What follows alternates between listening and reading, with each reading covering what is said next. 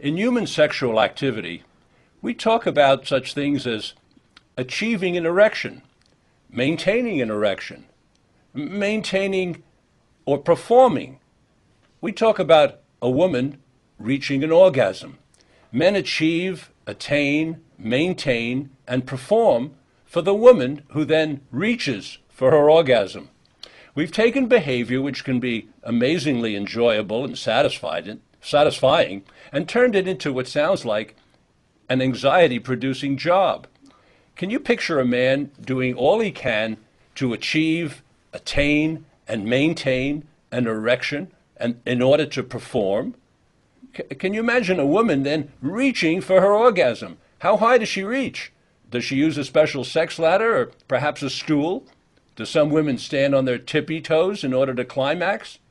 Today, our guest, my dear friend and colleague, Dr. Lonnie Barbach, is going to answer these questions and also teach us how to increase our enjoyment and pleasure while removing blocks and obstacles that we ourselves have created.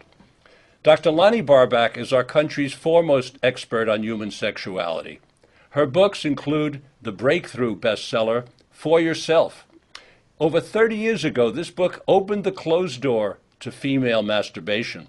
It was voted #1 self-help book by 5,000 psychologists. Lonnie's books and articles are legendary, and they've sold over 4 million copies worldwide. Lonnie's book, Going the Distance, written with her long-term partner, Dr. David Geisenger, is a must-read for all couples. Welcome to Mind, Body, Health, and Politics, Lonnie. Thank you, Richard, and for your perfect introduction. Make sex terrible. What was that? How to make sex terrible. Just reaching and striving and maintaining and performing. Wow. Folks, if time permits, we're going to be talking about the development of the penis and the clitoris, vaginal exploration, masturbation, sexual intercourse, removing blocks to pleasure, and more. But first, I know my listeners also want to know, how much is a normal amount of sex for a particular age? Is there a normal amount, Lonnie? There's a normal amount for what feels good for you. There is no normal when it comes to sexuality. The thing about sexuality is there's an incredible range. What people like to do, how often they like to do it, where they like to do it, varies from person to person. The only thing that's important is that you find a partner with whom you have a match, where the frequency that you have matches your partner's needs, where what you like to do sexually matches what your partner likes to do. And it's when you have a mismatch that you end up in trouble sexually. That are things that you need to work out. But in terms of the numbers, people listening, they don't have to think about going to Google and looking it up and saying, we need to be making love this many times a week or a month or how many times a year and find some chart. That's not what it's about. It's about a match. Yeah, it's actually opposite of that. Because as soon as you're trying to meet somebody else's needs or somebody else's desires or somebody else's, you're getting away from your own. And the whole object of sexuality is to be in your body, enjoying your pleasure, intimately connected with someone else and the one person that you're with at that time. So it doesn't matter what everybody else is doing. They're not in the room with you. So either there's a certain amount of luck involved, or it's important that people find out, let's say, before marriage, because it could be that one person is in one area, like maybe likes what's considered a lot, and the other one for them is a lot is a little, sort of like the famous Woody Allen and Diane Keaton split screen, right? Right, exactly. Where she's saying he always wants sex, and he's saying she never wants sex. Yeah, we only have it 3 times a week. Exactly. Yeah, So, they both have the same number, but the reasoning is different. So for the listeners, there's no number they have to look for. It's compatibility to look for. Right, and that compatibility, if you need to be compatible in a lot of areas to have a good relationship. You want to have similar values, right? You might want to come from a similar religion or background. That might make your relationship easier for you. You might both want children or not want children. You want to be compatible in a lot of areas, and sex is a really important one. So if I see a couple who is having sexual issues, the first thing I'll ask them is, how was your relationship in the beginning when you first started having sex? And if they've had sexual difficulties from the very beginning, Yeah. then they probably haven't had, they just weren't so compatible sexually, or there were other issues involved. But if a couple starts out and sex was good and they were really enjoying each other, then usually we can get back to that place again because they once had it. But if they never had it, then it's difficult to fabricate chemistry. How do you fabricate chemistry? It's kind of there or it's not there. Yeah. Yeah. Well, are people having more or less sex since the sexual revolution and the advent of the pill? Let's put the two of I them have no together. idea. Nobody was taking, that many statistics. We had the Kinsey statistics. Other people weren't asking people questions. Who knows how many people lied when they were being asked questions. I mean, but for me, it's like, I don't care. I don't care if people are having more sex or less sex. I just want to make sure that people are happy with the amount of sex that they're having and with the quality of their sex. Because oftentimes it's the quality that's more important than the quantity. Sometimes people will come in and say, I need more sex, I want more sex. But actually, when their relationship gets better and their sexual experience gets more satisfying, they notice that the frequency wasn't as important as they thought it was when they first came in. What about pornography? What kind of effect is pornography having on modern sexuality? Excuse me one second, Lonnie. We're having a technical problem here. I'm hearing an echo. I believe her computer might be on.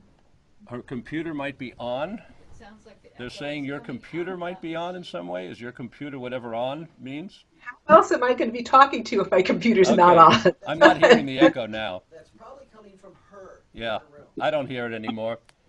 Anyway, getting back to pornography. Yeah. Do we know what effect it's having?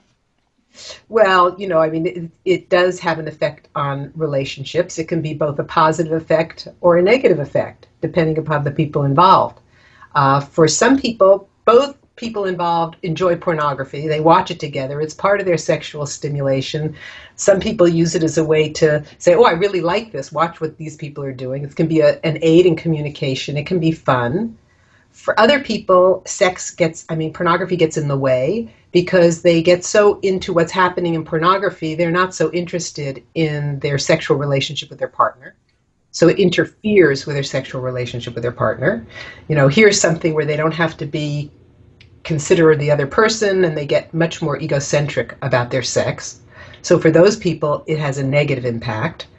Some people have an idea about pornography that is, for women sometimes. I'm not as attractive as the women in porn, and my husband wouldn't be turned on by me if he's watching these women. He's not interested in me, and they take it as it's an either-or kind of thing, as opposed to it's something else that has a different level of satisfaction as long as they're having a good and satisfying sexual relationship. But in a way, watching, we've got that echo again. Can you hear it? the delay. We've got a problem. Every time I speak, Lonnie, I'm hearing myself speak in an echo right after I speak. Any idea of anything that's over there? I think I'm you trying just to turn stopped. this off, and then I'm going to see if I can put a speaker on in a different way. I think you just stopped with the problem. Well, then I won't be able to hear you. I'm glad. Oh, That's you good. can't? You can't hear Yeah, me? I can hear you as long as you speak up. Okay. One of the questions that I get asked is pornography the taste of some people in a warehouse down in L.A., or is pornography what the public wants? And then people also say, is learning about sex from porn sort of like learning how to ride a horse by watching a professional cowboy or watching a professional baseball as a player as a way to play baseball? I mean, it's a distorted view because these people are being hired specifically, like the men, for the size of their penis, right? Or various other physical attributes. And it doesn't necessarily have anything to do with their feelings in the relationship. Yes. So, and pornography can tend to go to more of the extreme. So they're trying to push the envelope, because after you've seen people just having oral sex together, then what's the next thing that you're going to see? You know, you need something else visually because the relationship is absent. So you keep moving to more and more extreme things. And the thing I'm interested in terms of the negative effect is the effect it's having on kids who aren't having a sexual relationship. This is their introduction to sex. And they don't have the experience of what it's like to be involved with someone and having a sexual relationship, but they are being stimulated by something that's visual, and oftentimes what you see when you're young, you kind of get hooked on. You know, kind of it's very stimulating and you respond to it, and orgasm is a very powerful reinforcer. So you start getting connected to whatever the pornography you happened to tune in on. And that may limit some people in terms of their own exploration, their own ability to connect sexually. And we don't know how that's going to play out yet. No, I know. Nancy Jo Sales has a book out called American Girls, and she's saying that one of the things that's happening as a result of pornography is that young girls want to be considered hot.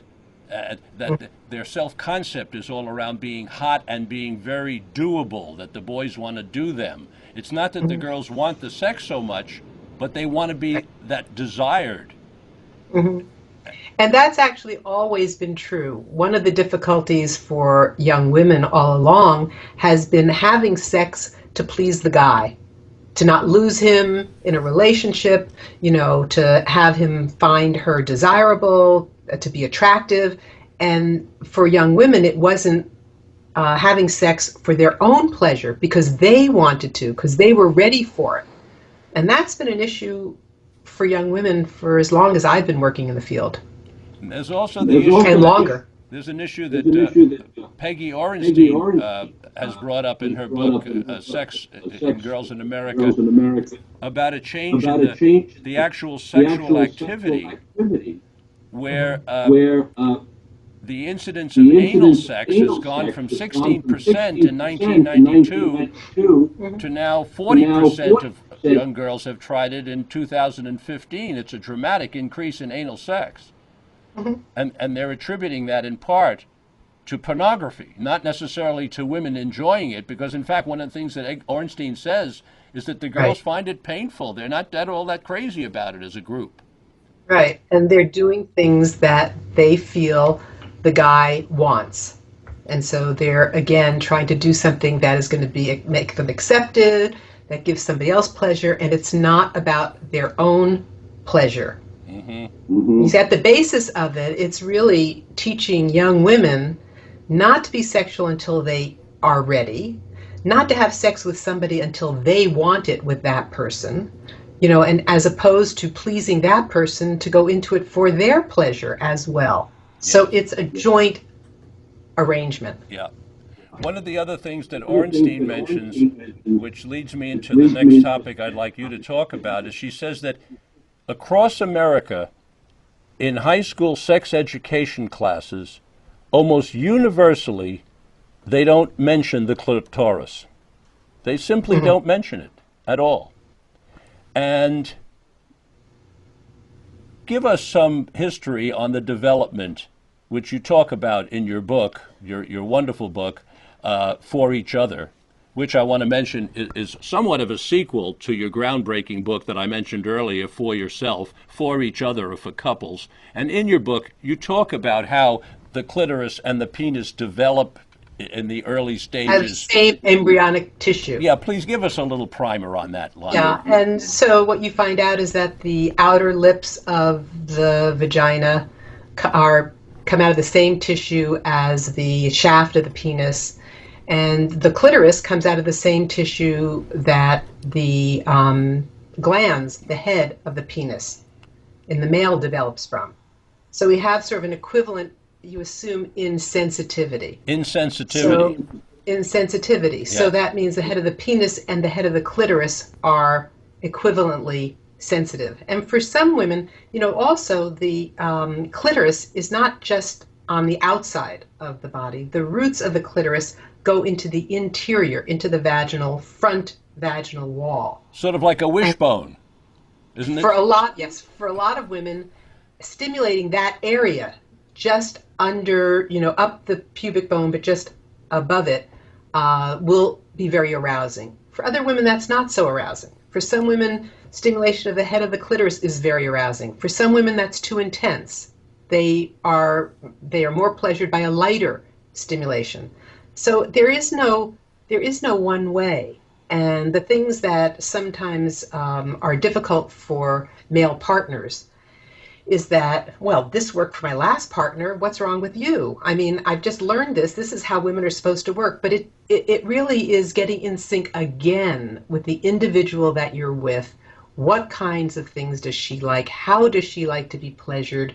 Maybe she likes to start out with more subtle stimulation and then build up to something more intense. Maybe she likes to stay with more subtle stimulation.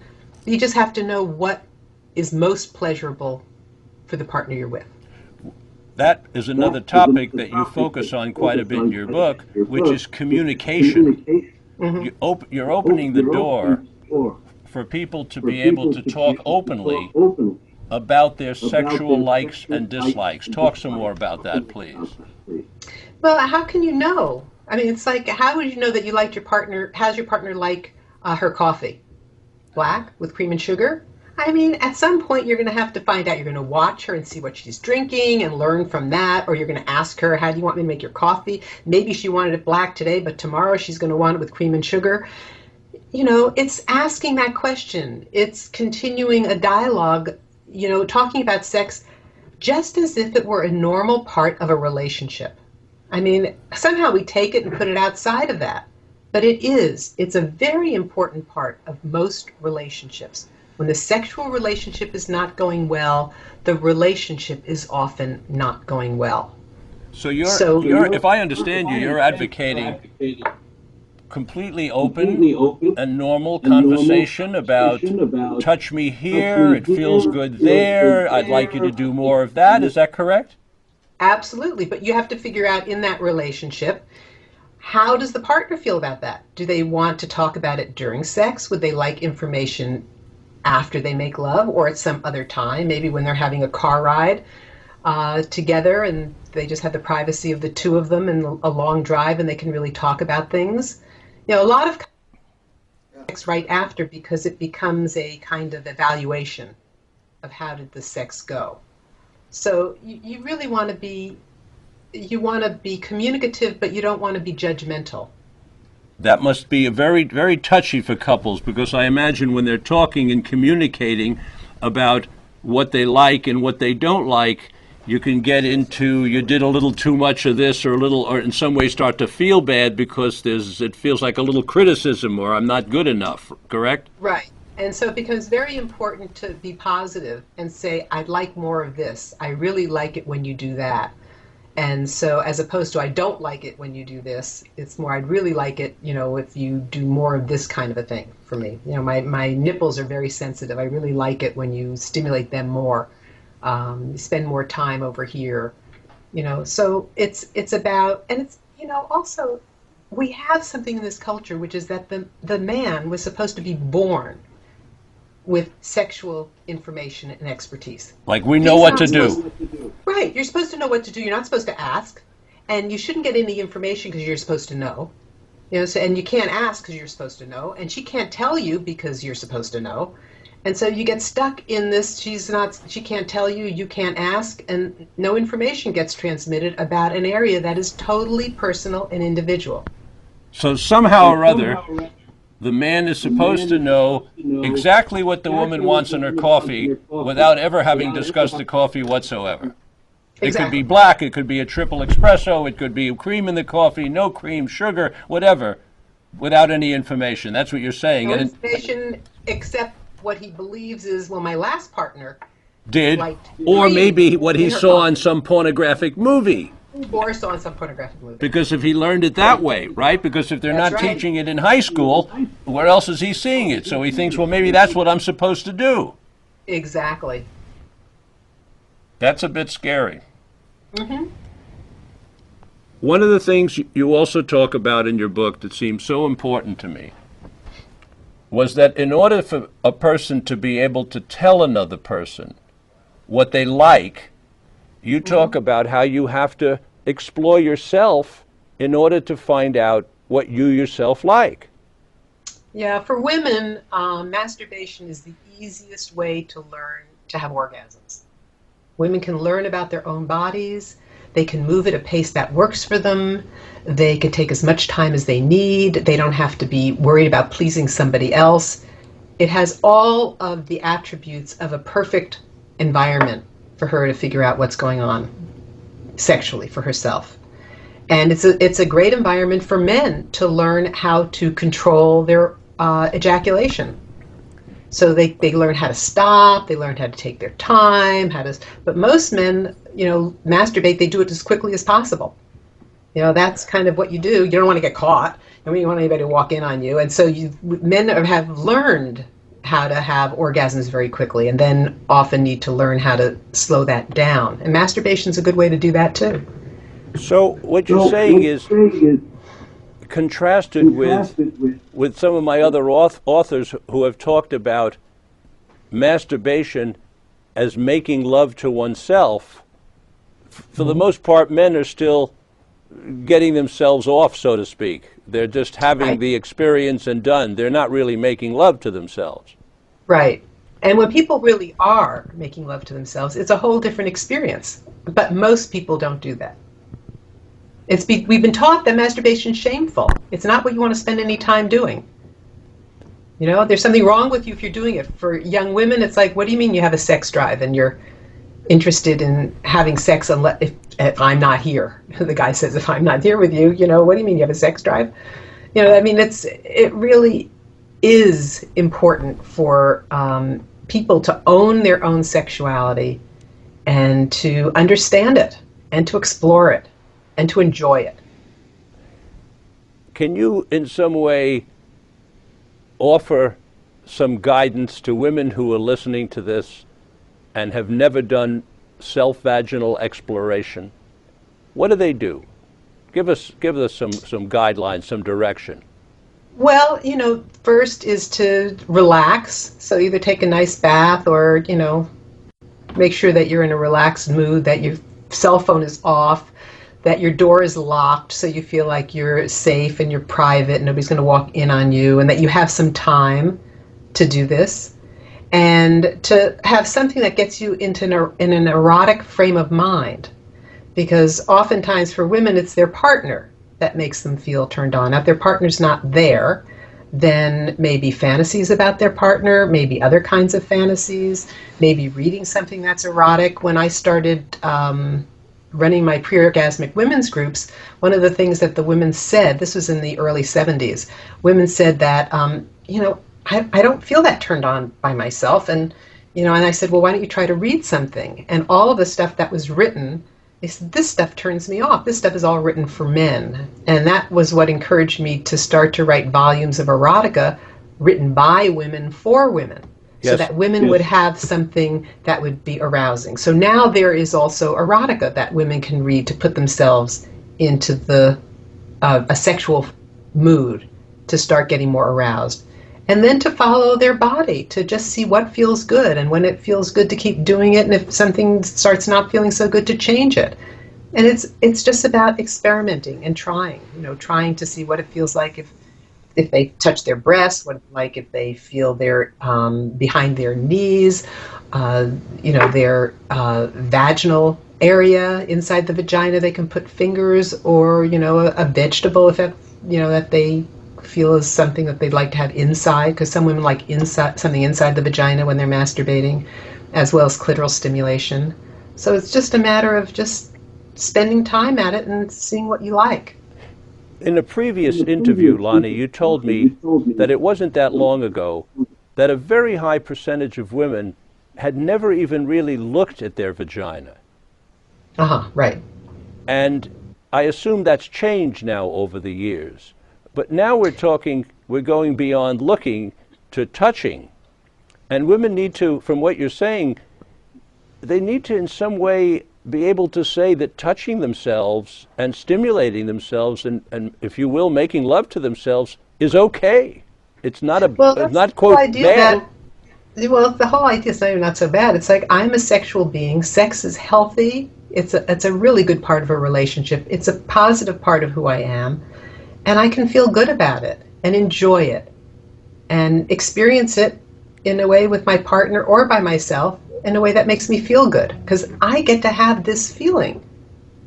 There's really a male-female difference here because I've read the most recent research, and it appears that in the last 50 years or so, since Kinsey, when he reported, I don't know, 50, 60% of the men, if they were telling the truth, masturbated, it went up to 80. The most recent report is that evidently 99% of males, if not higher, masturbate.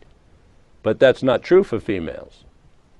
That's correct. That's not true. I think it's gotten higher for women. And, now women who've never had an orgasm is a much smaller population than when I first started doing, sex therapy, where there were a lot more women who'd never had orgasms. Women know more about masturbation. They've got more positive messages about sex in terms of being sexual. And I think that there definitely is a positive change in that direction. I'm surprised that the percentage of men, I'm not sure I believe all of the early research. Uh-huh. So I'm not sure how honest people were. You weren't supposed to masturbate. It really, it just made you blind and caused hair on the palm of your hands and all sorts of things. And I don't think people would admit, that was one of the things that people were least likely to admit to doing. Masturbating.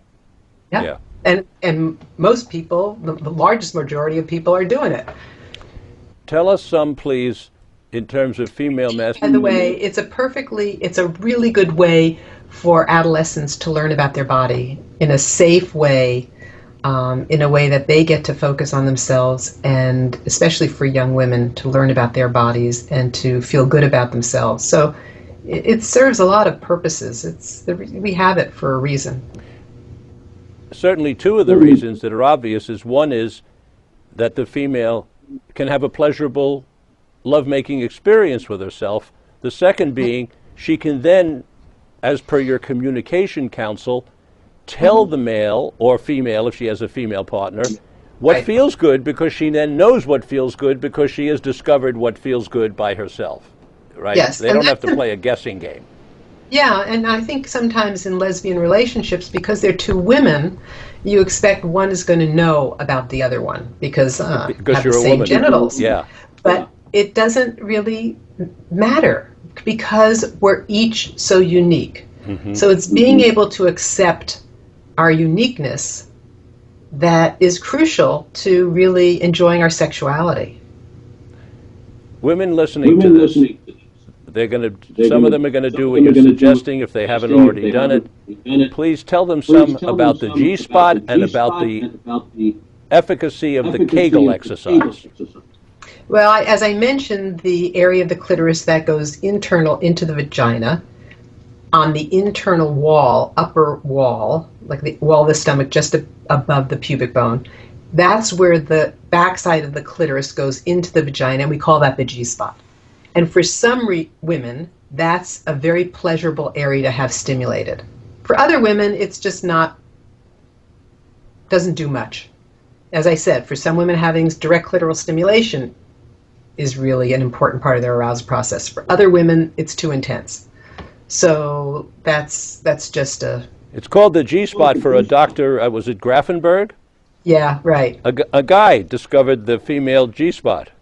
Sort of an interesting... I guess that's true. Yeah, uh-huh. That is sort of an interesting sideline, isn't it? I mean, one would think that after all these hundreds of thousands of years, a woman would have figured that out rather than some guy. But without laboring that point, tell us about the Kegel and why the Kegel is worth doing. Well, the Kegel exercise is an exercise where you contract the vaginal opening. So it's the muscle you'd contract if you were stopping the flow of urine. And just strengthening that muscle is contracting it as well as releasing it. The releasing is as important as the contraction. So a lot of times people are just contracting, but actually you want to release it, you want to contract it, you want to release it, you want to contract it. And that for a lot of women, increases the sensation that occurs inside the vagina. They get a little more sensitive. It also helps to make contractions during orgasm more intense. And it is helpful in terms of urinary incontinence. So as women age, doing their Kegel exercises means they're going to be less likely to be kind of losing little drops of urine when they sneeze or they cough or they laugh. So it's a way of keeping the vaginal area healthy. So that would be true for males as well in terms of later life incontinence. It could be. Yeah. I know it about women. Yeah. I've been told 15 seconds, certain number of times a day, is a good thing to do with the Kegel. You mean hold it for 15 seconds or contract just it? do tighten, let go, tighten, let go for about 15 seconds. Don't make a big long thing of it, but do it frequently and sort of make it part of your routine. And nobody knows you're doing it. Nobody knows you're doing it. Nobody has any idea that this is going on. Yeah. Okay, masturbation, communicating with the other person, letting them know what you like. Mm-hmm. Your dear friend who passed away, I know, Bernie Silbergeld, talked about, Dr. Bernie Silbergeld, talked about 5 stages of arousal. Do you find those, is that a handy thing for us to be aware of, or not necessarily? You know, I really try to get away from analyzing it, to be honest with you, because then if you're spending your time saying, oh, am I leaving desire and entering arousal, let me see, it's just not useful to the experience of enjoying pleasure.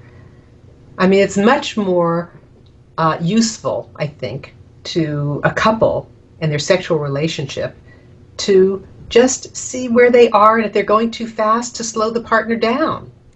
It doesn't matter where you are in the arousal cycle, and if you're enjoying the stimulation that you're getting, to let your partner know to continue it, rather than to change it if that's the stimulation that you want right then. So, I mean, I kind of don't really find the labeling useful. That's helpful. For what I... Yeah, that's helpful to know. As an aside here, do you researchers know what the function of the clitoris is? I mean, why does a woman have a clitoris? To provide sexual pleasure.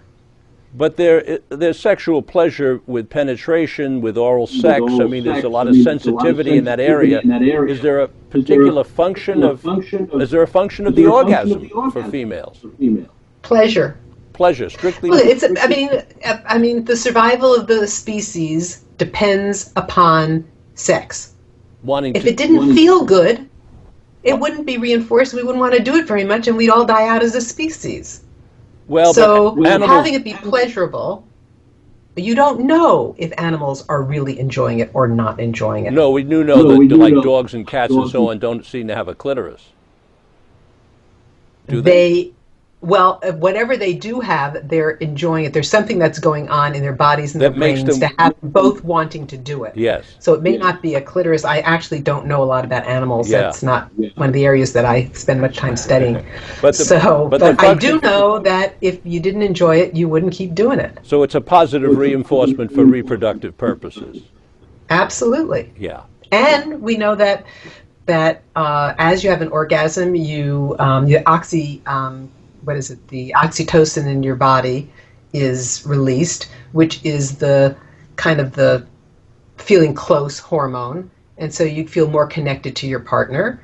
And the more connected you feel, the more likely you are to stay together. And then that will help raise kids and do all sorts of things. So it's biologically, these things are built into us.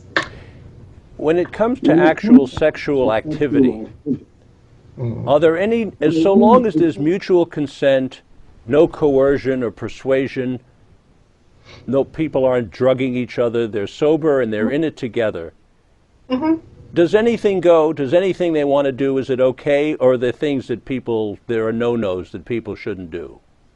You know, my feeling is that as long as you both are really enjoying it and no one is getting hurt, that it's fine. I had one couple come in to therapy with me, and they had a really good sexual relationship. And what turned him on was her walking around in high heels while he was in a chest. And inside of a chest? To him. He was inside the chest with it closed. And Closed. she would be talking to him. Uh-huh. And then they would have sex, and he'd be very aroused. She was fine with it. It really turned him on. And I said, you have no issue. I would just be very, very nice to her. and, and he said, I am. Because it's finding somebody who's willing to have a sexual relationship, which is in that particular form, Yes. that finds that fine with them as well. Was there something about hearing the clicking heels while he was in the box? Was that part of it? Because he couldn't see the heels. No, it must have been, or he knew it, or he saw it when he came out. I didn't, go into all the details of it, because mostly I was concerned with, did they have a problem or did they not have a problem? Yeah. Well, that's and if there was, where was it? Well, that's our next topic that we're segueing in. You've spent a lot of your career helping people with problems. Tell us about unhappy sexual relationships. Unhappy sexual relations. Thank you. Right. Please tell us about sort of typical obstacles and problems that people have, and what kind of ways do you deal with it? Boy, this is like a subject of a number of books of mine. Yes, it so, is. We have all kinds of problems that couples face sexually. As I mentioned, they could have a discrepancy in desire, yes, where one partner comes into the relationship wanting sex 3 times a day, and the other one, for an extreme example, wants it once a week. So you have 3 times a day versus once a week. That's a hard difference to be able to find a place where they can both be pretty satisfied.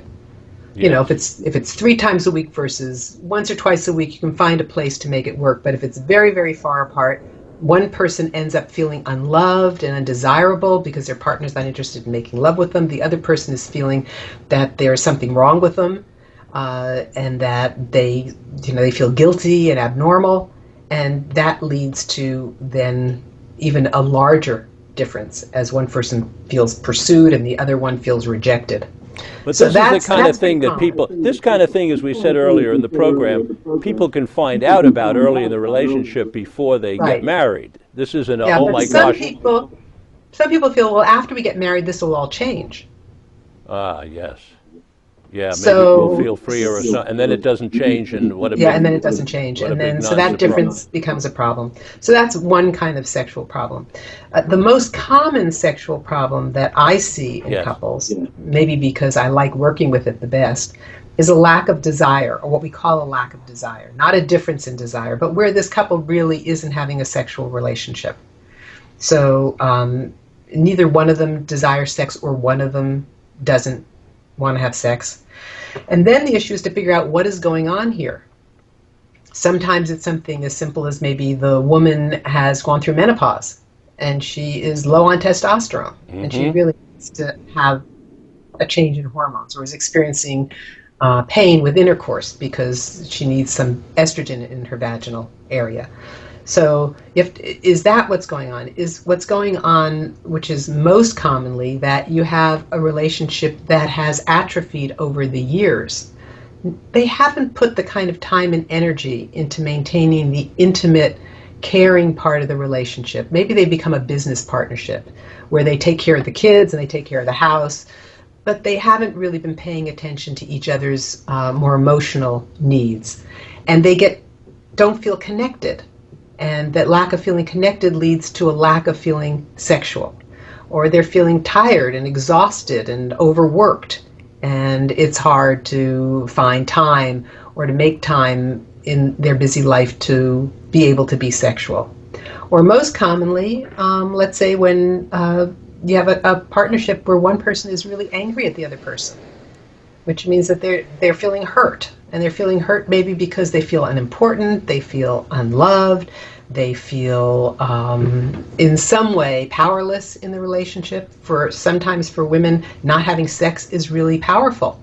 You have a partner who can tell you to do everything that he wants to do or she wants you to do, but the only power you have is in saying no. And so saying no to sex can, not consciously, but be a way of some women having power in the relationship. So my job is to figure out what is the problem in the dynamic between the two people, and how can we unravel it and start a different kind of relationship so that both people feel important, they feel cared about, they feel respected. And then when that starts to happen, then we can start bringing back a sexual relationship where they feel safe. For some people, if they don't feel safe in their relationship, they're not going to feel sexual. What about body image? Right now, Yeah. 70% of the United States are obese or overweight. A lot of those folks must feel badly about themselves. Well, some of them do, but remember, some people feel just fine about themselves being overweight. I mean, this is, you're looking at it from sort of the culture is saying this is the way you ought to look, and if you don't, and some people buy into that, and they feel bad about themselves. If I don't look this way, I'm not sexual, I'm not desirable. Yeah. And so it's really about their partner. Does their partner desire them? If their partner desires them, then I have to work with the person, let's say the woman, who's not feeling good about her body, so that she starts to feel better about the body that she has and all of the positive things that it does for her, as opposed to what the media is trying to tell her she ought to look like, which is only some small percentage of what actual women look like. Yes, a very small percentage. Very small percentage. So how we open this up so that all of us can actually feel good about our bodies and enjoy the pleasure that we have is part of the work. You know, if the partner isn't finding her attractive because of the changing body, then it becomes more complicated, because if the partner's not turned on, what can we do to have that partner feel turned on? You know, as people age, their bodies change. They don't stay in the same shape that they necessarily were in. And for some people, that's a problem. And for other people, you know, it's like they accept our bodies change. Things are different. And we can still, the fact that we can still enjoy them as we get older, that we can enjoy the pleasure of them even though they're changing, can be a great gift. What about the place of religion? Is religion still a problem for a lot of people in terms of enjoying their sexuality? Does religion put a suppression or put such rules out there that it makes it difficult? Yeah, religion has been a huge problem in the cause of sexual problems. It was more so, I think, in the past, or at least it seemed to me, that there were more women who were stuck on feeling that, you know, religion has told them that you can't be sexual, it's bad, it's wrong. They've spent years turning off their sexual desire, putting a clamp on it.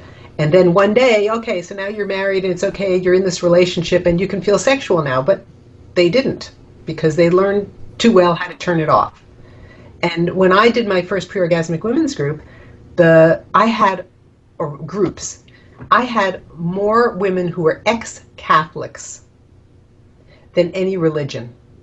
It was almost as if they had to give up being Catholic in order to be okay in terms of exploring their sexuality. And it wasn't until they could give up the religion that they could feel free enough to explore themselves. That's a heck of a conflict to be in. Yeah, no, it was for a lot of people. So I think so when religion is repressive in terms of your sexuality, and if it's important to you, you're in conflict, and that can create difficulties in your sexual experience. I want to come back to communication, which is so important to you and to all of us in our profession. And share with us some of the exercises that you suggest to couples to enhance their communication about sex, but about life in general, not just about sexuality. Yeah, I was going to say that it reminds me of a couple that I worked with today. You know, really what an intimate relationship is a lifelong conversation. And it's a conversation about feelings. That's what intimacy is. Otherwise, as I said before, you have a business partnership. You know, who's going to do the dishes and who's going to pick up the kids. So it's about the conversation. And how you have that conversation is really important. First of all, you have to be willing to be vulnerable, which means sharing feelings of what's going on. We've only been taught how not to show feelings, especially men. Men, right. Not to show feelings, to cover them up, to not show you're hurt. Or if you are hurt, then you lash out and you're angry and you tell the person how bad and how wrong they are. So how to let a person know that you're hurt in a vulnerable way means that it also has to be safe for you to do that. And so the partner, if you want to be able to hear my vulnerable feelings, it means that you can't judge my feelings. You can't tell me that's a stupid way to feel. You can't deny my feelings or say that, oh, you don't really feel that way. And you can't dismiss my feelings. Like, really, you can't do that, because then it's not safe for me to come forward and share them with you. So I have to be safe to do that. So working with couples, my goal is to create safety so that they can really share their vulnerable feelings and be able to, let the other person know what's going on with them so they can be close. And also letting the person know how I'm feeling and not telling them how they're feeling, which I think is kind of a universal difficulty. People very easily and regularly tell their partner, you felt this way, you were angry at me when you came home, you didn't like this, you did. And what happens is they tell the other person what they feel. Exactly. Yeah. Because in this case, my experience of you is such that, and then I believe that what I'm seeing is the truth. And that makes me become an expert on you. I mean, that's what I've just done. I've just become the expert on you. What you're going to do is you're going to resist that and get defensive and tell me and I'm probably wrong anyway, but regardless, you're not going to want me to be the expert on you. So if instead, and the other thing that does is when I tell you what actually went on, my hearing it when I say it out loud confirms it in my mind in terms of believing it's true. But if I instead were to ask you, were you angry when you came home yesterday? How did you feel when you said that? And what did you mean by that? I'm suddenly open to hearing what you have to say. You are back being the expert on yourself, and you've been invited to tell me about your vulnerable feelings. And it works like magic in a relationship. Help us here.